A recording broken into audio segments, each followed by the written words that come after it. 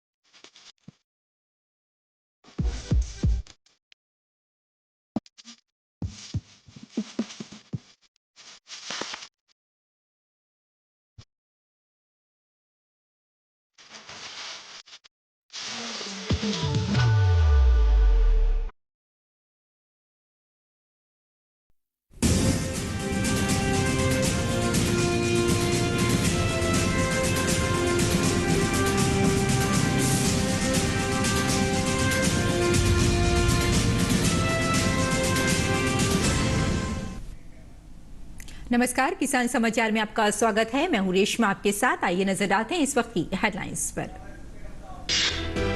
प्रधानमंत्री नरेंद्र मोदी ने मासिक मन की बात कार्यक्रम में देश विदेश के श्रोताओं के साथ अपने विचार किए साझा। कहा, देश के अनेक क्षेत्र में बांस से बनाई जाती है सुंदर और उपयोगी चीजें। आदिवासी क्षेत्रों में बांस के कुशल कारीगर और कलाकार हैं। बैम्बू से जुड़े कानूनों को बदलने के बाद तैयार हो गया है बड़ा बाजार।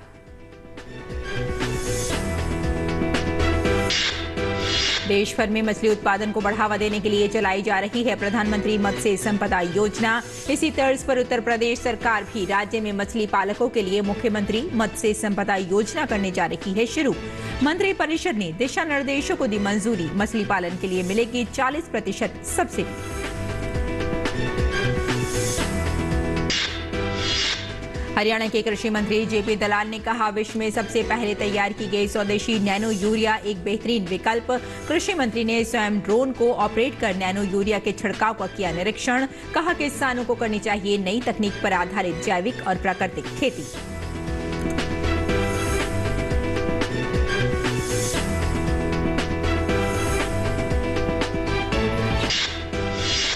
मध्य प्रदेश भोपाल के विट्ठन मार्केट दशहरा मैदान पर 27 से 29 दिसंबर तक एग्री एंड हार्टी किसान मेले का किया जाएगा आयोजन। 3 दिवसीय मेले में कृषि, बागवानी, डेयरी और खाद्य प्रसंस्करण तकनीक क्षेत्र नई तकनीक से जुड़े उत्पादों के लगाए जाएंगे प्रदर्शनी। किसानों के लिए राज्य सरकार द्वारा चलाई जा रही किसान उपयोगी योजनाओं की भी दी जाएगी जानकारी।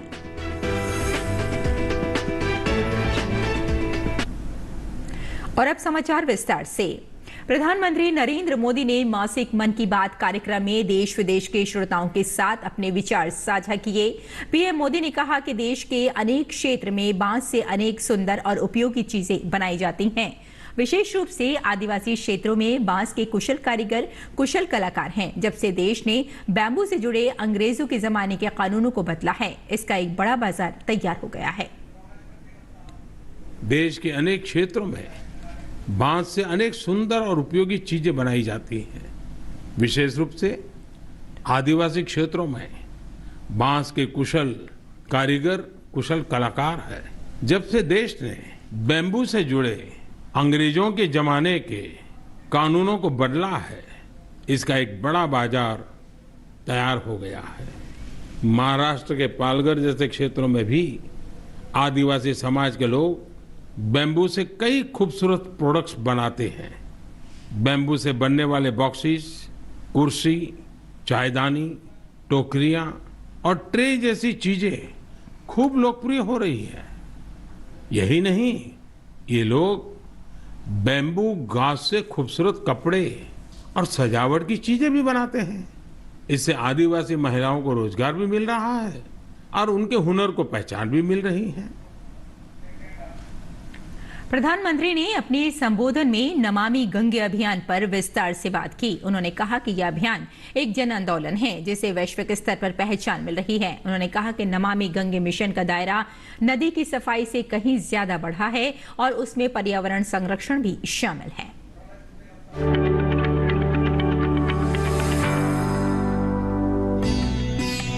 प्रधानमंत्री ने कहा कि हमारी परंपरा और संस्कृति का मां गंगा से अटूट नाता है और गंगा जल हमारी जीवन धारा का अभिन्न हिस्सा रहा है। उन्होंने कहा कि नमामि गंगे अभियान देश की सांस्कृतिक विरासत की पहचान है, जिसे वैश्विक स्तर पर पहचान मिल रही है।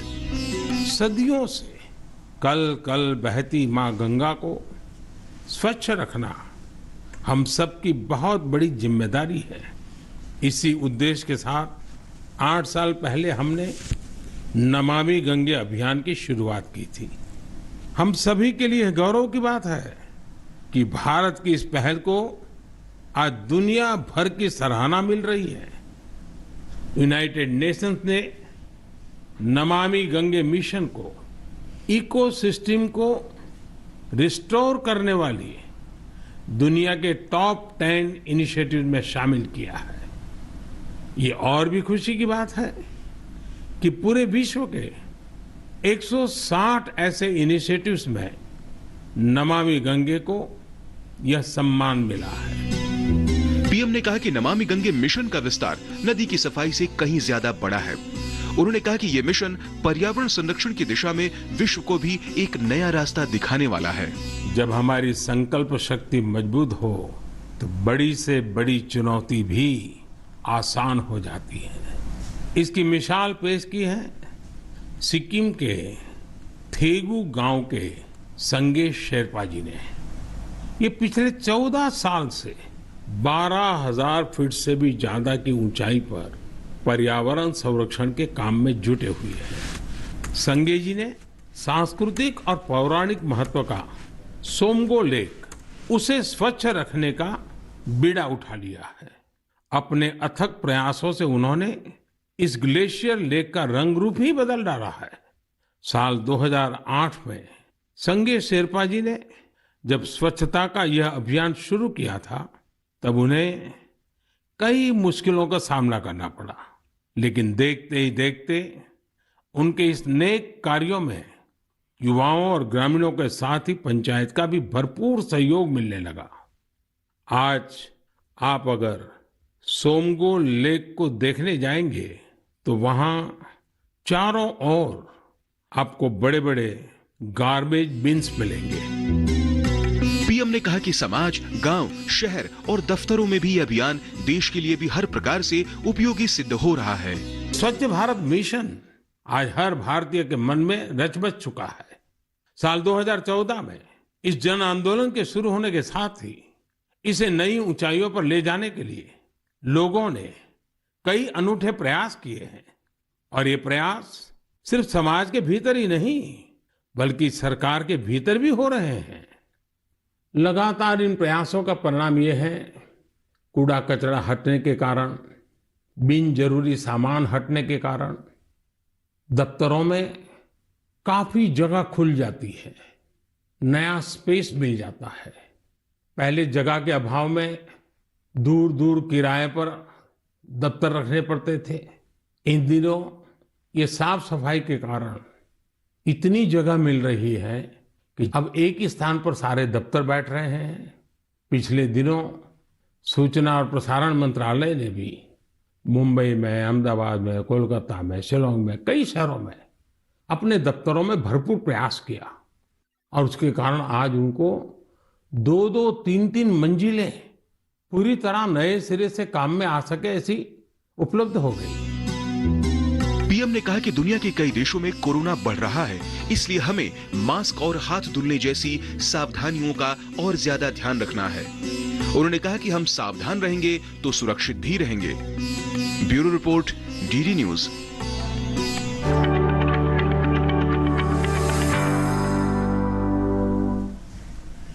देश भर में मछली उत्पादन को बढ़ावा देने और ग्रामीण क्षेत्रों में रोजगार सृजन के उद्देश्य से प्रधानमंत्री मत्स्य संपदा योजना चलाई जा रही है। ठीक इसी तर्ज पर उत्तर प्रदेश सरकार भी राज्य में मछली पालकों के लिए मुख्यमंत्री मत्स्य संपदा योजना शुरू करने जा रही है।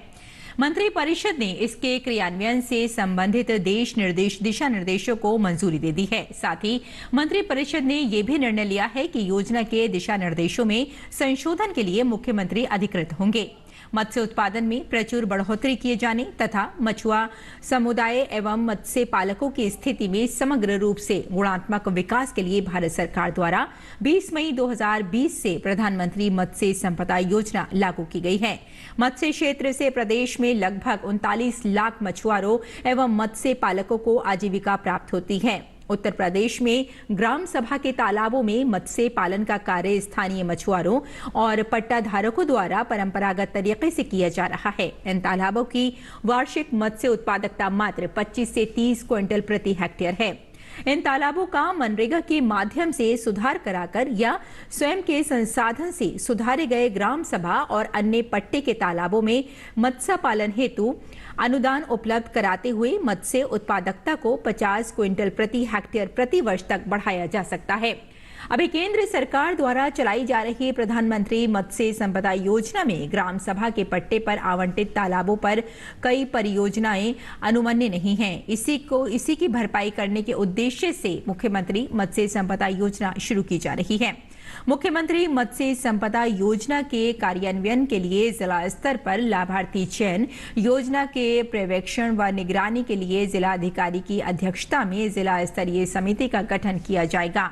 मत्स्य विभाग का जिला स्तरीय अधिकारी इस समिति का सदस्य सचिव होगा। लाभार्थियों का चयन जिला स्तरीय समिति द्वारा किया जाएगा। इच्छुक लाभार्थियों के आवेदन विभागीय पोर्टल पर ऑनलाइन प्राप्त किए जाएंगे। पट्टाधारक को किसी भी एक परियोजना में एक बार ही लाभदेय होगा। और हरियाणा के कृषि मंत्री जेपी दलाल ने कहा कि विश्व में सबसे पहले तैयार की गई स्वदेशी नैनो यूरिया एक बेहतरीन विकल्प है। देश में निर्मित कृषि उपकरण और अन्य उत्पाद विकसित देशों से भी उत्तम किस्म के हैं। नैनो यूरिया के छिड़काव के लिए अपने ही देश में तैयार किया गया ड्रोन से किसानों के समय की बचत के साथ साथ छिड़काव का सुविधाजनक विकल्प है। इसके लिए सरकार HAU में प्रशिक्षण देकर इसे खरीदने के लिए किसानों के लिए सब्सिडी और ऋण की व्यवस्था की जाएगी। कृषि मंत्री ने स्वयं ड्रोन को ऑपरेट कर नैनो यूरिया के छिड़काव का निरीक्षण किया और किसानों को ड्रोन से नैनो यूरिया छिड़काव का प्रदर्शन करके दिखाया। कृषि मंत्री ने ढिगावा में आयोजित किसान संगोष्ठी में कहा कि रासायनिक उर्वरकों के अंधाधुंध प्रयोग से भूमि की उर्वरा शक्ति घटती जा रही है। इसलिए किसानों को नई तकनीक पर आधारित जैविक और प्राकृतिक खेती करनी चाहिए। उन्होंने कहा कि किसानों को भी बदलाव करते हुए नई तकनीकें अपनानी चाहिए, जिससे प्रधानमंत्री नरेंद्र मोदी के सपने के अनुसार किसानों की आय दुगनी हो सके। कृषि मंत्री ने कहा कि अधिक रासायनिक खादों के प्रयोग के कारण मृदा स्वास्थ्य पर काफी असर दिख रहा है। उन्होंने किसानों को सजग करते हुए कहा कि जैव उर्वरक सांगारिका एवं नैनो यूरिया का प्रयोग करते हुए रासायनिक खादों की 50% मात्रा कम की जा सकती है, जिसके कारण मृदा स्वास्थ्य में वृद्धि, खर्च में कमी तथा उत्पादन में वृद्धि होगी। इससे उत्पादित अनाज की भी गुणवत्ता में सुधार होगा। उन्होंने कहा कि ड्रोन के माध्यम से कृषि आदानों का स्प्रे बेहतर विकल्प है। इससे श्रम और लागत में कमी होगी। मध्य प्रदेश की राजधानी भोपाल के अरेरा कॉलोनी स्थित बिठन मार्केट दशहरा मैदान पर 27 से 29 दिसंबर तक एग्री एंड होर्टिनामा किसान मेले का आयोजन किया जा रहा है। किसान कल्याण तथा कृषि विकास विभाग के सहयोग से भारतीय मीडिया द्वारा आयोजित इस 3 दिवसीय मेले में कृषि, बागवानी, डेयरी व खाद्य प्रसंस्करण तकनीक क्षेत्र, नई तकनीक से जुड़े उत्पादों के 150 से अधिक स्टॉल लगाए जाएंगे। इन स्टॉल्स पर tractor, combine harvester, milk machine, जैविक उत्पाद, केमिकल व फर्टिलाइजर, टिश्यू कल्चर देखने को मिलेंगे। आयोजक संस्था के प्रमुख ने रविवार को बताया कि किसान मेले से में भोपाल, सीहोर, रायसेन, विदिशा एवं राजगढ़ सहित प्रदेश के विभिन्न जिलों के किसान शामिल होंगे। उन्होंने बताया कि इस मेले में किसानों के लिए राज्य सरकार द्वारा चलाई जा रही किसान उपयोगी योजनाओं की जानकारी भी दी जाएगी। इन स्टॉलों पर देश विदेश की इन कंपनियों के उपकरणों को प्रदर्शित किया जाएगा। साथ ही इस दौरान किसान भाइयों के लिए 2 दिवसीय किसान गोष्ठी का भी आयोजन किया जाएगा, जिसमें विशेषज्ञ उन्हें कृषि एवं बागवानी से जुड़ी नवीनतम तकनीकों से अवगत कराएंगे, ताकि किसान खेती को लाभ के धंधे के रूप में परिवर्तित कर सकें। प्रधानमंत्री नरेंद्र मोदी की अध्यक्षता में हुई कैबिनेट की बैठक में राष्ट्रीय खाद्य सुरक्षा कानून को लेकर भी बड़ा फैसला लिया गया है। इस कानून के तहत 81.3 करोड़ गरीबों को 1 साल यानी 2023 तक मुफ्त राशन देने का फैसला किया गया है। केंद्रीय मंत्री पीयूष गोयल ने बताया कि सरकार ने राष्ट्रीय खाद्य सुरक्षा अधिनियम के तहत 81.3 करोड़ लोगों को मुफ्त अनाज का वितरण 1 साल तक करने का फैसला किया। राष्ट्रीय खाद्य सुरक्षा अधिनियम के तहत गरीबों को मुफ्त राशन देने पर करीब 2 लाख करोड़ रुपए की लागत आएगी। इसका बोझ केंद्र सरकार उठाएगी।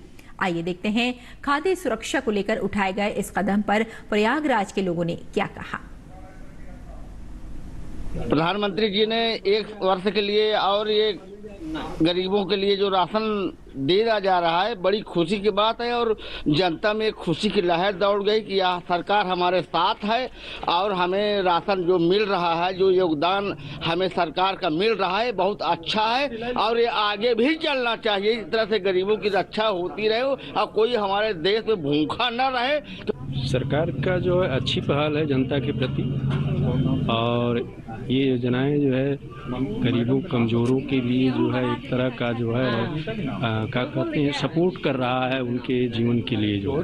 जो डेली कमाते हैं डेली खाते हैं उनके लिए बैकबोन है ये और हम सरकार की इस पहल का स्वागत करते हैं दिल से। सरकार ने जो 1 साल के लिए राशन जो है फ्री जो है देना शुरू कर दिया है। इसके पहले भी सरकार ने जो है अभी जो है कोरोना काल में जो है 2 महीने में जो है 1 महीने में 2 बार जो है राशन देती थी, जिससे गरीबों को काफ़ी अच्छा सपोर्ट मिला है। सरकार की पहल बहुत अच्छी है। कम से कम इसी तरह आगे भी जो है सरकार जो है देती रहे। ये बहुत अच्छी बात है, बहुत ही खुशी की बात है, राहत की बात है कि हम सब जनता इस सबसे बहुत खुश है कि राशन बढ़ गया और हम लोग की तकलीफें भी कुछ कम हो गई। और आइए अब देखते हैं कि गरीबों को मुफ्त राशन देने के इस फैसले पर वाराणसी के लोगों ने क्या कहा। मोदी सरकार ने अभी 1 साल के लिए मुफ्त राशन व्यवस्था फिर कर दी है, क्या कहना चाहेंगे? बढ़िया किए, बहुत बढ़िया किए। गरीब को लिए बहुत समझ लीजिए बहुत कुछ कर रहे हैं गरीबों के लिए।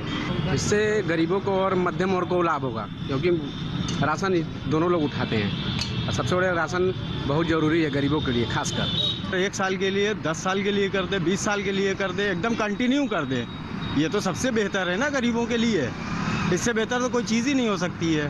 गरीब को क्या चाहिए? अन्न चाहिए ना। अरे बहुत बढ़िया किए, गरीब को मिलता है तो खाने के लिए और बढ़िया न है, और क्या करेंगे। मोदी जी बहुत बढ़िया अच्छा किए भाई। और खाद्य सुरक्षा के इस फैसले पर बरेली के लोगों ने क्या कहा, आइए जान लेते हैं।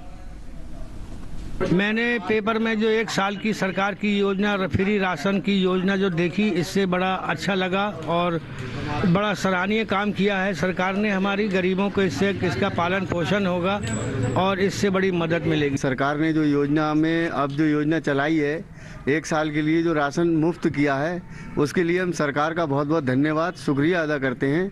मुझ जैसे और भी गरीबों का काफ़ी फायदा होगा। सरकार ने जो 1 साल की राशन की योजना लागू की है वो बहुत सराहना है और इससे हमें बहुत मदद मिली है। इसके हम बहुत आभारी हैं। सरकार ने जो गल्ला फ्री करा है 1 साल के लिए बहुत बढ़िया काम करा है। हम गरीबों की सहायता करिए, हम उसको इसके लिए धन्यवाद करते हैं।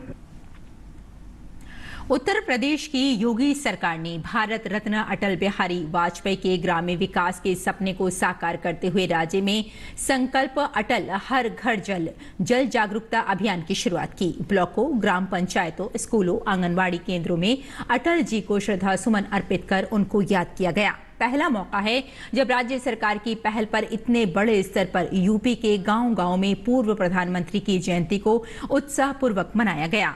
जल शक्ति मंत्री स्वतंत्र देव सिंह ने भारत रत्न अटल बिहारी वाजपेयी की 98वीं जयंती की पूर्व संध्या पर रायबरेली में संकल्प अटल हर घर जल अभियान की शुरुआत की। मंत्री ने कहा कि यूपी में आज हर घर जल अभियान जन आंदोलन बन चुका है। पीएम नरेंद्र मोदी की गांव के जन जन तक शुद्ध पेयजल पहुंचने के सपने को प्रदेश की योगी आदित्यनाथ सरकार पूरा कर रही है। संकल्प अटल हर घर जल अभियान के प्रदेश में शुरू होने के साथ ही स्वयंसेवी संस्थाओं ने विविध आयोजन कर गांव, ब्लॉक, ग्राम पंचायतों में जल बचाने का संदेश दिया। और आइए अब बात करते हैं मंडी भाव की और जानते हैं कि देश भर की मंडियों में क्या रहा भाव।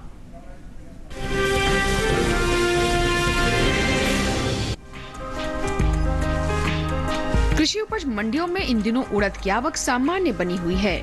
बात इसके भाव की करें तो शनिवार को कुछ मंडियों में उड़द के सौदों में बढ़त के साथ कारोबार हुआ, जबकि ज्यादातर मंडियों में इस दौरान उड़द के भाव में कोई बदलाव देखने को नहीं मिला। हाजिर भाव पर नजर डालें तो एग मार्केट के मुताबिक गुजरात की राजकोट मंडी में 23 दिसंबर को उड़द का भाव रहा 7,075 रुपए। 24 दिसंबर को इसके भाव में 175 रुपए की मजबूती आई और भाव हो गया 7,250 रुपए। केरल की पलक्कड़ मंडी में दोनों दिन उड़द का कारोबार स्थिर भाव पर हुआ। यहाँ 23 और 24 दिसंबर को उड़द के सौदे 11,100 रुपए पर हुए। महाराष्ट्र की पुणे मंडी में भी स्थिर भाव का सिलसिला जारी रहा। यहाँ 23 दिसंबर को उड़द का भाव रहा 8,500 रुपए, जो कि 24 दिसंबर को भी 8,500 रुपए पर ही बरकरार रहा। इसी तरह उत्तर प्रदेश के गाजियाबाद मंडी में उड़द के सौदे बिना किसी फेरबदल के साथ हुए। यहाँ 23 और 24 दिसंबर को उड़द 8,000 रुपए पर बिकी। वहीं नजर उड़द की बुआई पर डालें तो बीते कुछ समय से पीछे चल रही उड़द की बुआई में अब कुछ बढ़त देखने को मिली है। कृषि मंत्रालय की ओर से जारी ताज़ा आंकड़ों के अनुसार रबी उड़द का क्षेत्रफल बीते साल के मुकाबले आगे है। साल 2022-23 के लिए 16 दिसंबर को जारी ताज़ा आंकड़ों के अनुसार रबी उड़द की बुआई 4,58,000 हेक्टेयर में हो चुकी है, जबकि बीते साल इस दौरान रबी उड़द की खेती 3,92,000 हेक्टेयर में हुई थी।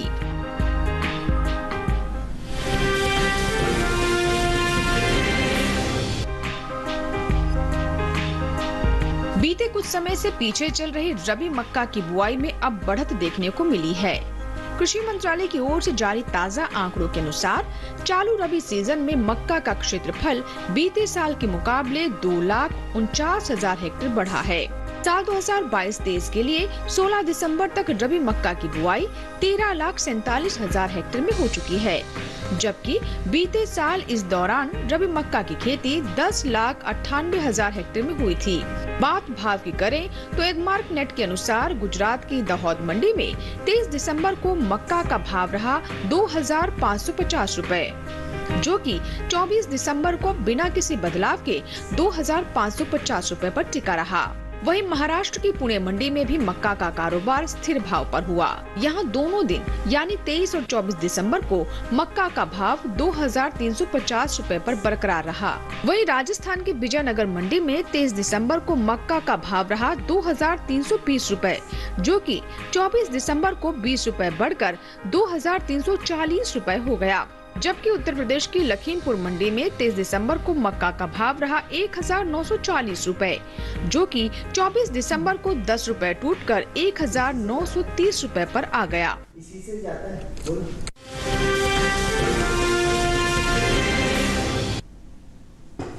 और आइए बात करते हैं मौसमी खेती की और जानते हैं कि किसान इस मौसम में कैसे रखें अपनी खेती का ख्याल।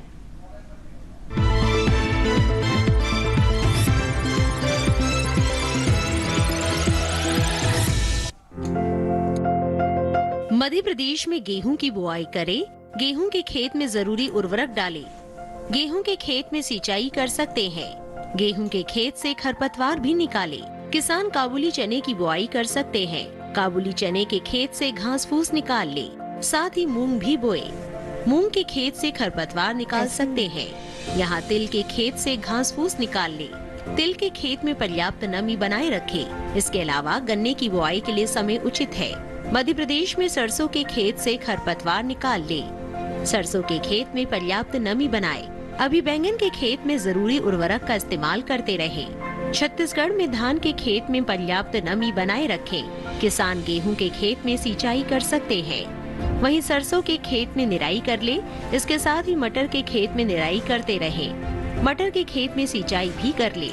यहाँ के किसान मूंग के खेत में निराई कर सकते हैं। मूंग के खेत में सिंचाई भी करें। मूंग के खेत में पर्याप्त नमी बनाए रखें। छत्तीसगढ़ में टमाटर के खेत में जरूरी उर्वरक डालें। साथ ही टमाटर की रुपाई करें। वहाँ भिंडी के खेत में जरूरी उर्वरक का प्रयोग कर लें। इस समय बैंगन की रुपाई भी करते रहें। यहीं फूल गोभी और पत्ता गोभी की रुपाई कर ले। छत्तीसगढ़ में मक्के के खेत से घास फूस निकाल सकते हैं।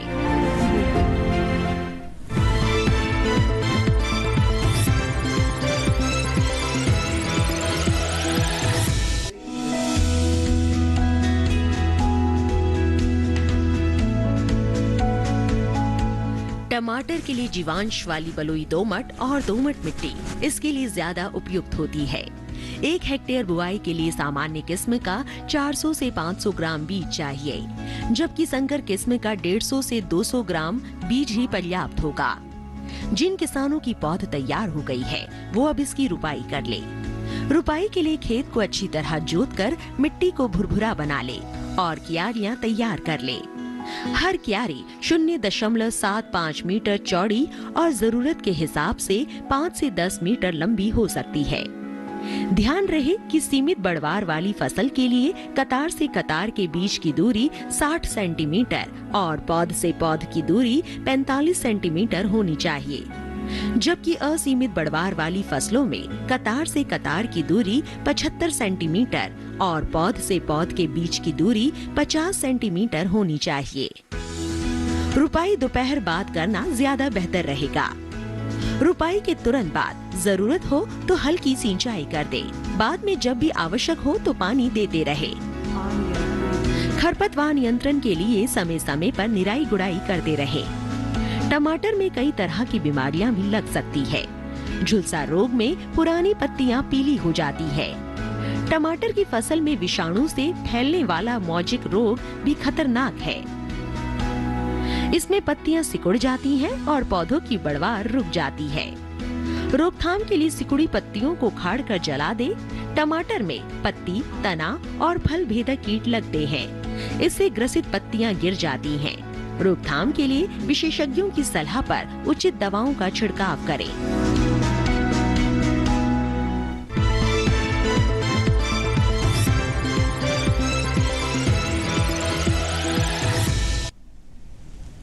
और खेती किसानी के साथ साथ आइए नजर डाल लेते हैं कुछ और महत्वपूर्ण खबरों पर। खास खबर में देश के पूर्व प्रधानमंत्री और भारत रत्न अटल बिहारी वाजपेयी की आज जयंती है। अटल जी की जयंती को देश भर में सुशासन दिवस के रूप में मनाया जा रहा है। अटल जी की समाधि सदैव अटल पर प्रार्थना सभा का भी आयोजन किया गया। राष्ट्रपति द्रौपदी मुर्मू ने अटल जी की समाधि सदैव अटल पर उन्हें श्रद्धा सुमन अर्पित किए। उपराष्ट्रपति जगदीप धनखड़ ने भी उनकी समाधि पर पुष्पांजलि अर्पित कर अटल जी को याद किया। प्रधानमंत्री नरेंद्र मोदी ने देश के पूर्व प्रधानमंत्री और भारत रत्न अटल बिहारी वाजपेयी को सदैव अटल को श्रद्धा सुमन अर्पित किए। भारत में कोरोना फिर से कहर न बरपा कर पाए, इसे लेकर केंद्र सरकार पूरी तरह से अलर्ट मोड पर है। राज्यों को भी पूरी तरह सतर्क रहने को कहा गया है। चीन में बढ़ते कोरोना मामलों के बाद अब कई देशों से आने वाले विदेशी नागरिकों की एयरपोर्ट पर टेस्टिंग और रेलवे स्टेशन जैसे सार्वजनिक स्थानों पर भी जांच की जा रही है। समूचे उत्तर भारत समेत देश के कई हिस्सों में जबरदस्त ठंड का प्रकोप जारी है। मौसम विभाग ने उत्तरी राजस्थान, पंजाब, हरियाणा, चंडीगढ़ और दिल्ली में अगले 3 दिन कड़ाके की ठंड पड़ने की संभावना जताई है। टीवी अभिनेत्री तुनिशा शर्मा ठाणे के पालघर में एक सीरियल के सेट पर मृत पाई गई। बताया जा रहा है कि उन्होंने फांसी लगाकर आत्महत्या की है। टीवी एक्ट्रेस तुनिया शर्मा की मौत मामले में वाली पुलिस ने एक्ट्रेस तुनिशा शर्मा को स्टार शिजान खान के खिलाफ आत्महत्या के लिए उकसाने का मामला दर्ज कर उनको गिरफ्तार कर लिया है। क्रिसमस के मौके पर तमिलनाडु के मुदेरा, पश्चिम बंगाल के कोलकाता और असम के सिलीगुड़ी, बिहार के पटना, दिल्ली और गोवा में चर्चों का विषय रूप से सजाया गया है। लोगों ने क्रिसमस के मौके पर चर्च में प्रार्थना सभा में भी भाग लिया। देश भर में क्रिसमस के मौके पर उड़ीसा के सुदर्शन पटनायक ने पुरी में समुद्र के किनारे गंजाम के गोपालपुर में 1500 किलो टमाटर से 27 फीट ऊंचा सेंट सांता क्लॉज बनाया।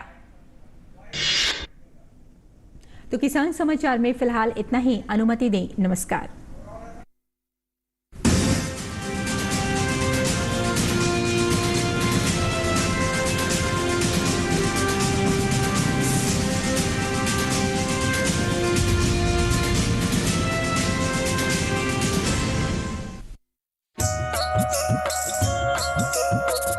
इस वक्त हम मौजूद हैं उत्तर प्रदेश के जिला झांसी के गांव नया खेड़ा में, जिसका ब्लॉक पड़ता है बबीना। फसल का बीमा कराते हैं आप? जी कराते हैं। फसल का बीमा सर प्रधानमंत्री द्वारा जो ये योजना चलाई गई है 2016 के अनुसार, उसमें सर हम तो केसीसी के माध्यम से ही इसको फसल बीमा का लाभ लेते हैं। मतलब फसल जो नुकसान हो जाता है तो उसकी भरपाई हुई, क्षतिपूर्ति मिलती है, जिससे मतलब आगे की फसल बोने के लिए सुविधा मिल जाती है। इसमें सरकार बहुत अच्छा काम कर रही, सरकार की तरह से कोई असुविधा नहीं है, हर चीज की सुविधाएं हैं। जी किसान सबको कराना चाहिए, उससे लाभ है। अगर फसल नष्ट हो जाती तो उसकी क्षति मिल जाती, इसलिए कराना जरूरी है। देखिए कार्यक्रम चौपाल चर्चा प्रधानमंत्री फसल बीमा योजना 27 दिसंबर मंगलवार सुबह 9 बजे, पुनः प्रसारण रात 9:30 पर सिर्फ दूरदर्शन किसान चैनल पर।